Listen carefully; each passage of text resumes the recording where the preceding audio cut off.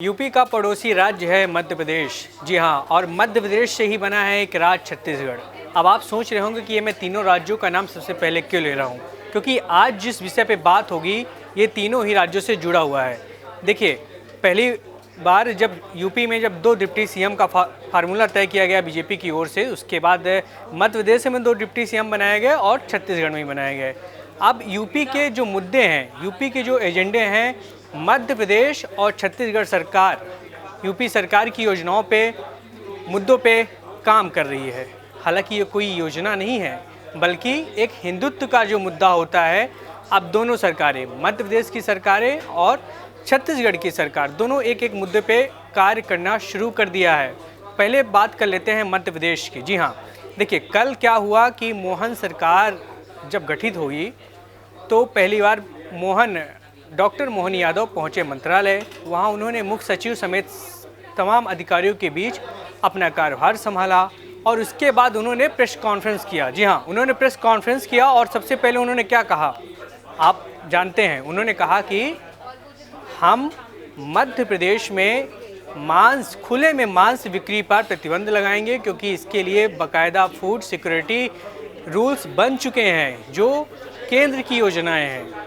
और साथ में उन्होंने ये भी कह दिया कि धार्मिक स्थलों पर लाउड स्पीकर लगाने से पहले अनुमति लेनी होगी। जी हाँ, अब देखिए, ये जो पहले मुद्दे होते थे, ये बातें होती थी उत्तर प्रदेश में, कि उत्तर प्रदेश में जब योगी पहली बार सीएम बने तो उन्होंने कहा कि अब धार्मिक स्थलों पर लाउड स्पीकर नहीं लगाए जाएंगे। और जब पहली बार बतौर CM doctor Mohan Yadav press conference कर रहे थे, उन्होंने तमाम मुद्दों पे बातें की। उनमें से एक मुद्दा ये था कि खुले में लाउड स्पीकर लगाने से पहले आपको प्रशासन से अनुमति लेनी होगी। और साथ ही उन्होंने कहा कि अब मांसाहारी और अंडे समेत तमाम चीज़ों को आप नहीं बेच सकते खुले में। अब बात कर लेते हैं आगे की छत्तीसगढ़ की। हालांकि छत्तीसगढ़ में बीजेपी को प्रचंड बहुमत मिली। प्रचंड बहुमत से छत्तीसगढ़ में बीजेपी आई 54 सीटों के साथ। जब ये प्रशासन की ओर से कार्रवाई की गई थी, बता दो उसके पहले विष्णुदेव साय, अरुण साव और विजय शर्मा मंत्री पद की शपथ नहीं लिए थे।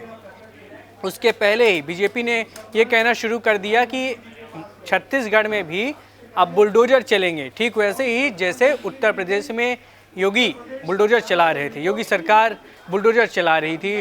और इसका कहीं ना कहीं इम्पैक्ट, इसका कहीं ना कहीं प्रभाव 2018 में बीजेपी की ओर से किया गया, जब 15 महीने की सरकार, कमलनाथ की सरकार गिर गई, या फिर कांग्रेसी कहते हैं कि उनकी सरकार को गिरा दी गई। उसके बाद शिवराज सिंह चौहान सत्ता में आते हैं और उन्होंने भी बुलडोजर फार्मूले को अपनाया था।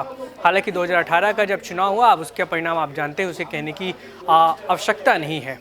तो देखिए, छत्तीसगढ़ और मध्य प्रदेश में यूपी का फार्मूला चल रहा है। दिल्ली में खड़े होके ये भी कहते हैं, दिल्ली दरबार के मीडिया के लोग ये भी कहते हैं कि मध्य प्रदेश और छत्तीसगढ़ और राजस्थान में गुजरात फार्मूला अपनाया जा रहा है। लेकिन 2 जो मुद्दे हैं, या कहा जाए सोशल मीडिया के वर्ड में कीवर्ड जो हैं, लाउड स्पीकर, मांसाहारी और हैशटैग, यदि हम कहेंगे बुलडोजर, यदि इन 3 कीवर्ड को लेकर यदि हम बात करें तो ये कहीं ना कहीं योगी सरकार से जुड़ा हुआ ही ये कीवर्ड है। एक मध्य प्रदेश पैटर्न का एक थीम भी है, एमपी अजब है सबसे गजब है।